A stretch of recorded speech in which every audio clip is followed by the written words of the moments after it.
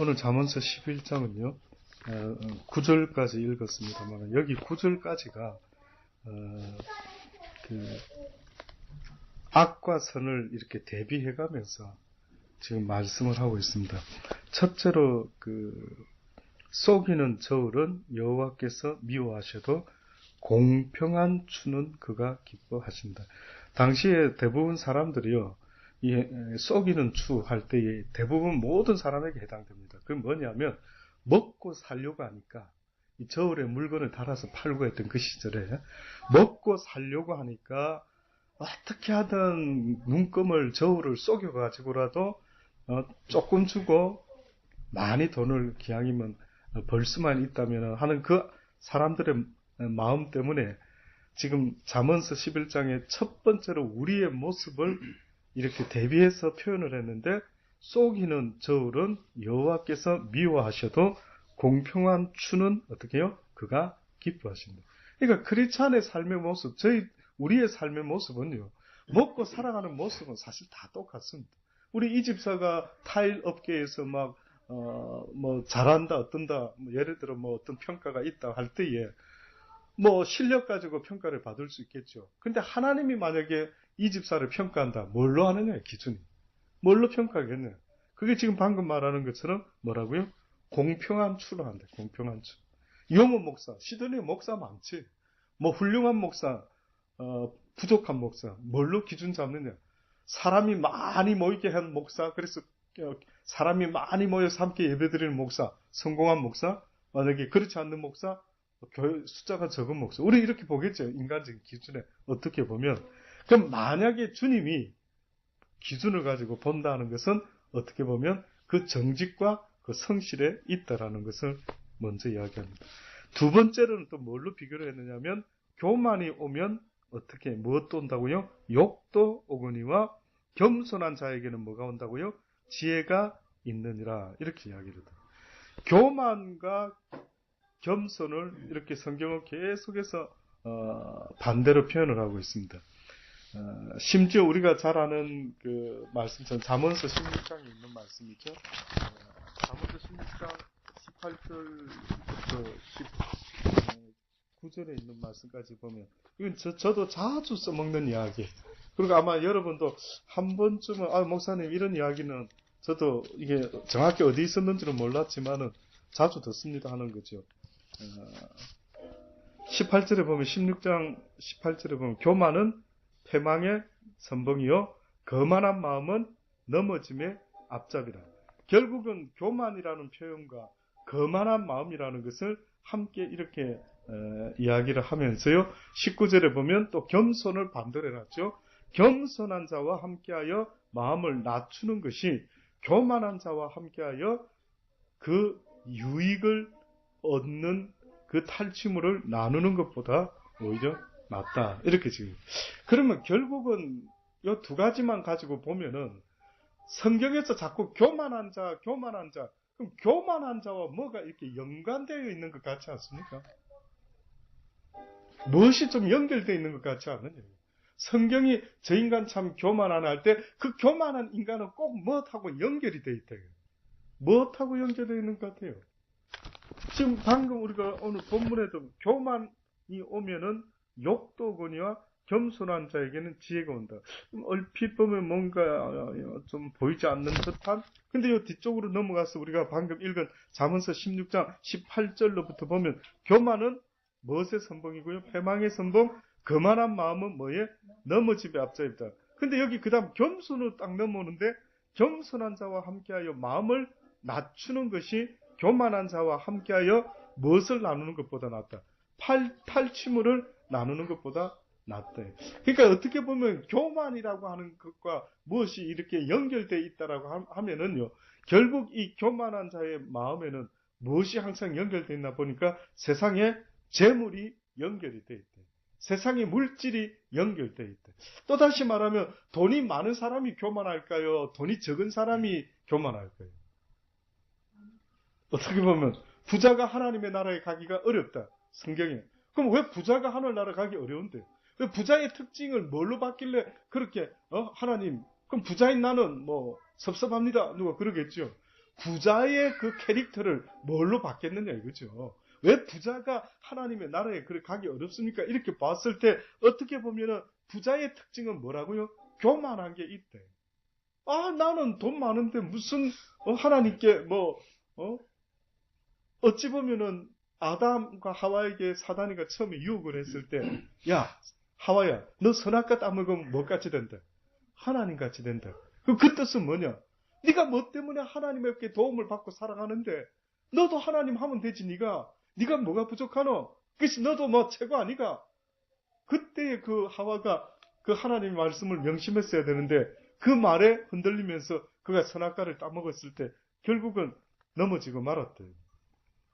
하나님처럼 되라고 꼬셨던 그것, 어떻게 보면 사단의 특징 아닙니까? 사단이 하나님처럼 보좌 위에 자기를 높이려고 하다가 하늘의 보좌에서 떨어졌다라고 했을 때, 이 교만이 바로 사단의 가장 1순위 되는 그 어떤 특징인데, 이게 성경은 뭐라고 말씀하면 패망의 선봉이다라고 그렇게 이야기를 하고 있는 겁니다. 그래서 결국은 오늘 이 잠언서 기자가 왜 하필이면 겸손한 자와 함께 마음을 낮추는 것이 오히려 교만한 자와 함께 탈취물을 나누는 것보다 훨씬 낫다. 삼가 말씀에 주의하는 자는 좋은 것을 얻나니 여호와를 의지하는 자가 바로 복이 있다라고 그렇게 말씀을 하고 있습니다. 교만 이야기가 나왔기 때문에 한 부분만 더 이렇게 성경이 과연 누구를 교만하다라고 이야기를 하는지를 한번 봅니다. 신명기 8장에 이스라엘 백성을 예를 들어 말씀하는데요. 신명기 8장. 신명기서 8장 11절의 말씀부터 보면은 여호와를 잊지 말아라 라고 하는 겉면의 이야기가 쭉 나옵니다. 제가 한번 읽어볼게요.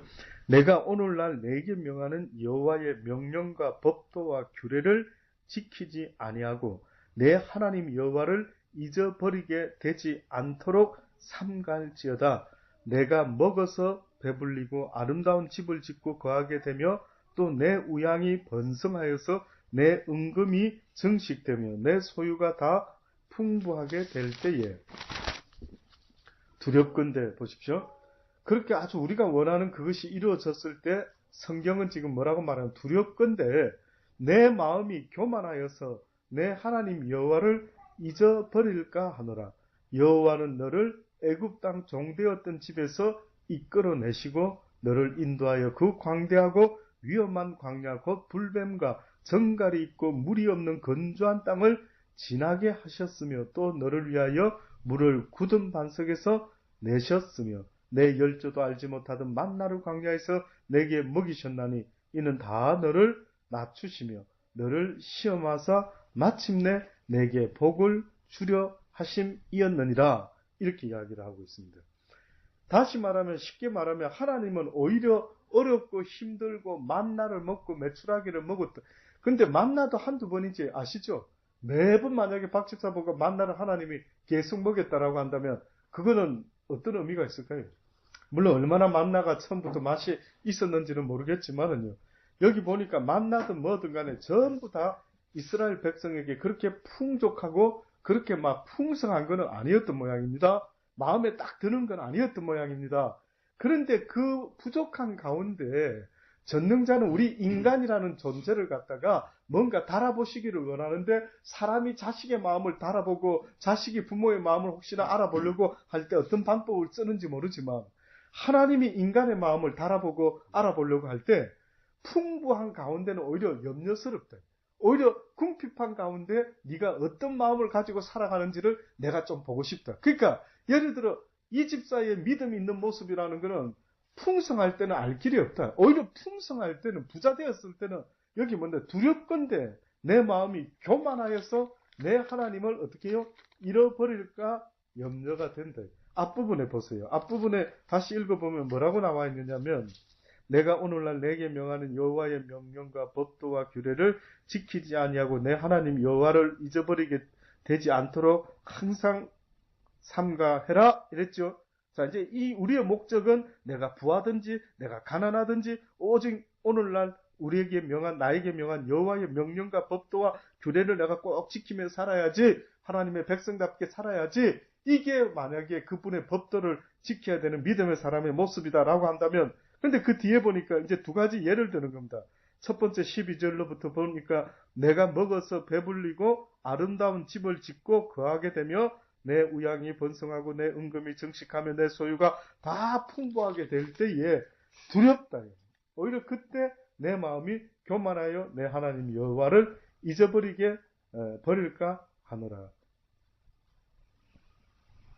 언젠가도 예배 시간에 한번 제가 주일날 말씀드렸던 것 같아요. 어떤 두 부부가 아이와 함께 항상 같은 앞자리에 앉아서 예배 드린 적이 있다 그랬죠. 그러니까 늘 예배를 앞자리에 드리고 있는데 어느 날 이 두 부부가 늘 기도 제목이 뭐였냐면 좀 아버지 사업이 잘 되게 해주십시오 하고 얼마나 애를 썼는, 드디어 하나님이 어떻게 보면 한번 그 마음이 어떠한지를 달아보시려고 했는지 점점 비즈니스가 잘 된 거예요. 그래서 막 하나님께 감사헌금도 잘 내고 막 11조도 내고 처음에 그랬습니다. 근데 막 이제 너무너무 부자가 되다 보니까 어느 날 어느 청평인가 어디에다가 별장을 하나 탁 지어놓고 거기 이제 주말만 되면 한 번씩 가서 보트도 타고 놀기 시작했대요. 그러다가 한두 번 하다가 아예 그냥 교회도 잘 이제 안 나가고 놀다가 아들 하나 있는 그 아들이 물에 빠져 뱃놀이하다 죽어버렸더라고요. 그래서 결국은 다시 깨닫고 돌아와서 앉았다라고 하는 이야기입니다. 결국은 아들을 잃어버리고 다시 깨닫고 돌아와서 하나님 앞에 하나님께 믿음으로 이제 다시 나오는 이런 모습을 이야기할 때 이 물질이라는 그 돈이라는 게 과연 이게 많으면은 어떤 생각을 할 수 있을까요? 한번 생각해 보십시오. 어떤 분은 물질이 과연 많으면은 어떤 생각이 들겠는지, 없을 때는 모르겠는데 있으면 무슨 생각을 할지 한번 생각해 봤냐는데 대부분 없어서 모르는지는 몰라도요. 물질 많은 사람들에게 물어보면은 거의 아마 그러는 모양입니다. 이 물질 때문에 행복하다라고 말하는 사람은 오히려 없대요. 오히려 어느 부자는, 제가 기억나는 부자는요, 그 어떤 글을 써놓은 것을 읽어봤더니만은 나는 부자가 되어서 너무 행복하다라고 말할 수가 없대요. 나는 오히려 부자가 되려고 애를 쓰며 살아왔던 그 젊은 날의 모든 시간들이 오히려 그게 더 나한테는 아름다운 추억으로 남아있다. 근데 현재 나는 부자가 되었다. 근데 나는 이 부자 되었기 때문에 지금 행복하다고 말할 수는 없다라는 겁니다. 이게 어떻게 보면은 우리가 부자는 안 돼봤다 할지라도 과연 부자라는 것이 어떠한 의미가 있는가. 성경에 오죽했으면은 부자가 하나님의 나라에 가기가 어렵다라고 까지 말씀하지 않았습니까? 자, 그런데 이렇게 이제 부자가 되었을 때, 풍성할 때 오히려 여호와를 잊어버릴까 두렵다라고 하는데 그 표현이 두렵건대 내 마음이 어떻게 된다고요? 교만하여진다. 부자가 되면 교만하여진다.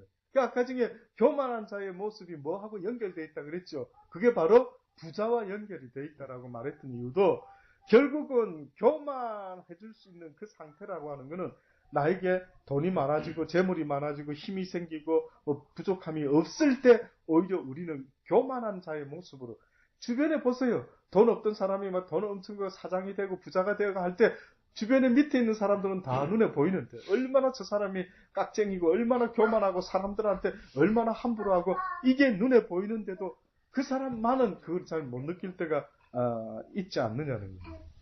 너를 인도하여 그 광야에서 위험한 광야 곧 불뱀과 정갈이 있고 물이 없는 간조한 땅을 지나게 하셨으며 또 너를 위하여 물을 굳은 반석에서 내셨으며 내 열조도 알지 못하던 만나를 광야에서 내게 먹이셨나니 이는 다 너를 낮추시며 너를 시험하사 마침내 내게 복을 주려 하심이었다. 결국은 하나님의 관심은 어떻게 보면 풍성한 자에게 있는 게 아니라 오히려 어렵고 힘든 가운데 광야 같은 이 세상을 우리같이 지지고 볶고 살아가는 그들이 그 지지고 볶고 사는 가운데 무엇하는 걸 보기를 원하신다고요? 그들의 마음을 낮추어서 마침내 복을 주시려고. 또다시 말하면 이스라엘 백성을 광야에서 모세가 말했던 것처럼 계속해서 어렵고 힘든 가운데 그들의 마음이 어떠한지를 보려고 했는데 그럴 때마다 그들이 어떻게 합니까? 불평과 불만을 말하고 그럴 때마다 하나님이 어디 있느냐, 모세야 네가 우리를 죽이려고 광야에까지 끌고 왔느냐라고 불평불만했을 때 하나님은 그들의 마음이 어떠한지를 낮추어 보고 나서 그들의 믿음을 보시고 어떻게 해요? 그 대가로 가나안 땅으로 꼬링할 수 있도록 그를 인도하고 충분히 먹을 것도 아마 입을 것도 더 충분히 허락을 하실 수도 아마 있지 않았을까 하는 생각을 하는 겁니다. 그런데 어쨌든 이스라엘 백성들은요, 오죽했으면 모세가 다 죽여버리려고 하는 그 이스라엘 백성에 대한 하나님의 마음을 막고 가로막고 서서 하나님 여기서 죽이시면은 사람들이 웃습니다. 제발 내 생명을 내 이름을 생명책에서 뺄지라도 아버지 이들을 살려 주옵소서라는 이 사랑의 중보 기도를 할 때 주님이 그 진노를 멈추었다라고 하지 않습니까? 결국은 우리에게 뭐가 있는가를 만들어내가지고 오늘 말씀해 보니까 마침내 내게 복을 주려 한다. 그럼 마침내 주려고 하는 복은 뭘까?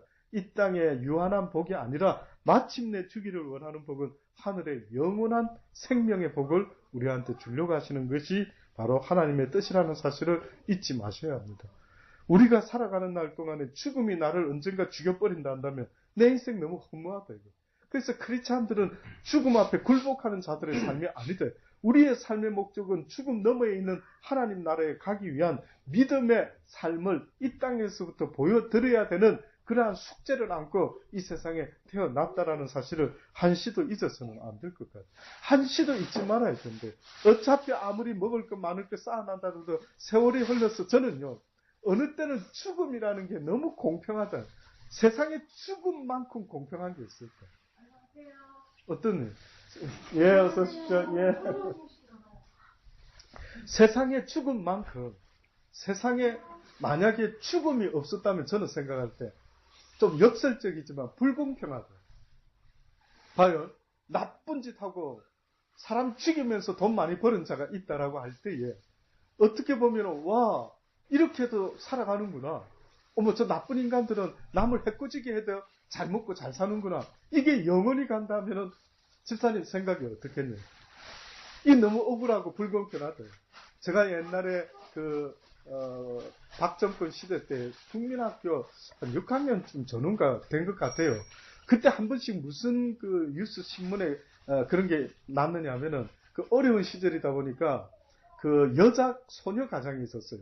그 소녀 가장이 동생들을 먹이면서 공장에 다니는 우리 흔히 그때 우스개로 아주 조금 우스운 말로 표현을 한 건지 조금 낮춰 말했는지 공순이라는 말이 있었죠. 기억납니까 혹시? 그리고 그때 우리는 공순이가 누구냐면은 공장에서 일하는 여자 아이들을 갖다가 우리는 공순이라 이랬다. 근데 그때 신문에 난 게 있어요. 나 아직도 안 잊어먹어요. 그게 무슨 이야기인가 하면은 그 공순이라는 그 소녀 가장 한 애가 동생들을 학교 보내면서 먹여 살리고 있었는데 그 쥐꼬리만한 월급을 공장에서 받아가지고 갖고 가다가 강도를 만나요. 동네 깡패를 강도를 만난 거예요. 그래가지고 돈만 뺏어가지 왜 그 어린 생명을 죽여버린 거예요. 제가 그때 그 어린 나이에 충격을 받았어요. 그래가지고 충격을 받았는데 그때 어떤 감정이 올라왔냐면 억울하다. 세상에 이것으로 모든 게 이제 이 죽은 사람은 더 이상 무슨 회복할 기미가 없고 이 억울함은 이대로 끝이 나고 그 죽인 놈은 잘 먹고 잘 살았더라. 이거는 정의가 없다. 어떻게 보면. 물론 이제 그때는 하나님을 더 생각한 것보다 그걸 생각했어요. 근데 어느 날 제가 이런 생각했는데 이해됩니까? 죽음이 있다 이러니까 죽음이 어떻게 보면 하나님보다는 실질적으로 정의다. 죽음이. 못된 놈도 언젠가 죽는다. 가난한 사람도 언젠가는 죽는다. 온갖 권세를 진 놈도 언젠가는 죽는다. 그러니까 오히려 가난한 사람 입장에서는 그 힘있고 능력있고 막 폭력을 휘두르고 막 어쩔 수 없이 그 사장님 앞에서 굽신굽신하고 이러다가 드디어 거기서 해방되는 거는 누가 해방을 시켜주느냐. 그 부자도 언젠가 죽는데 그 대통령도 왕도 언젠가 죽는데 이 죽음이 어떻게 보면 정의로운 것 같아요. 정의를 이루어주는 것 같아요. 이런 생각이 들었었던 때도 있었더랬어요. 저는 저와 여러분이 이 세상 살아가면서 결국은 우리의 영원한 삶의 목표가 있다면 이 땅의 끝이라면 억울한데 이 땅이 아니라 하나님이 살아계셔서 이 땅에서 행했던 모든 것에 대한 심판을 해주심으로 말미암아 결국은 그 공순이가 억울한 죽음이 아니라 비록 억울하게는 죽었지만은 이 땅에서는 억울하게 살다가 못다 피고 죽었지만 그 하나님의 나라에 갔을 때 공평하게 분명히 전능자가 해 주실 거라 믿어지는 거예요. 그래서 저는 전능자가 있어야 된다. 하나님이 있어야 된다. 심판자가 있어야 이 세상이 그나마 진정이 되지.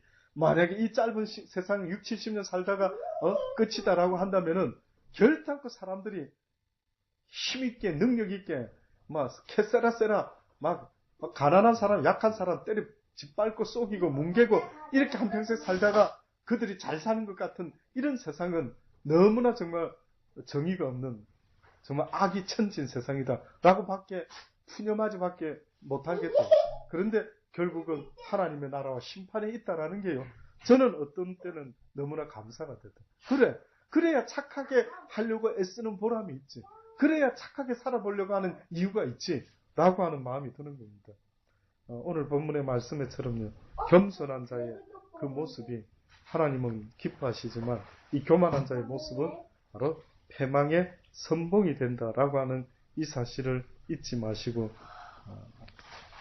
겸손한 자의 모습을 날마다 가슴에 새길 수 있는 저와 여러분 되기를 바랍니다. 기도하십니다. 좋으신 아버지 하나님 감사합니다. 그렇습니다. 이 세상 살아가면서 날마다 하나님 앞에서 주의 말씀으로 겸손함으로 믿음을 가지고 어떤 어렵고 힘든 상황 가운데서라도 아버지 앞에 믿음을 보여드리며 그래서 영원한 그 복락을 영원한 하나님의 영생의 축복을 하나님께서 우리에게 주셔도 조금 더 부끄럽지 아니하는 그러한 복된 믿음의 사람들이 다 되기를 원합니다. 이 땅에 짧은 세상 살다 갈 터인데 너무나 늦어서 내가 젊었을 때 그렇게 살지 말 것을 하는 그런 후회와 어리석음의 인생이 되지 않도록 하나님 지금부터라도 하루하루를 살아갈 때 무슨 일을 행할지라도 늘 하나님을 기억하고 교만한 자의 자리에 앉지 말게 하시고 늘 겸손하고 하나님의 말씀을 쫓는 자리에 항상 서 있는 우리의 삶이 되게 하여 주옵소서. 오늘도 함께 하신 아버지 감사합니다. 진리의 말씀을 오늘도 가슴 깊이 새기게 하시고 그 말씀이 영원토록 우리를 하나님 앞으로 인도할 수 있는 진리의 말씀 삼게 하여 주옵소서. 예수님의 이름으로 감사하며 기도드리옵나이다. 아멘. 하늘에 계신 우리 아버지 이름이 거룩히 여김을 받으시며 나라의 마옵시며 뜻이 하늘에서 이룬 것 같이 땅에서도 이루어집니다. 오늘날 우리에게 일용할 양식을 주옵시고 우리가 우리에게 죄진 자를 사하여 준 것 같이 우리 죄도 사하여 주옵시고 우리를 시험에 들지 말게 하옵시고 다만 악에서 구하옵소서. 대개 나라와 권세와 영광이 아버지 영원히 있사옵나이다. 아멘. 아멘. 그렇습니다. 고맙습니다. 네, 마쳤습니다.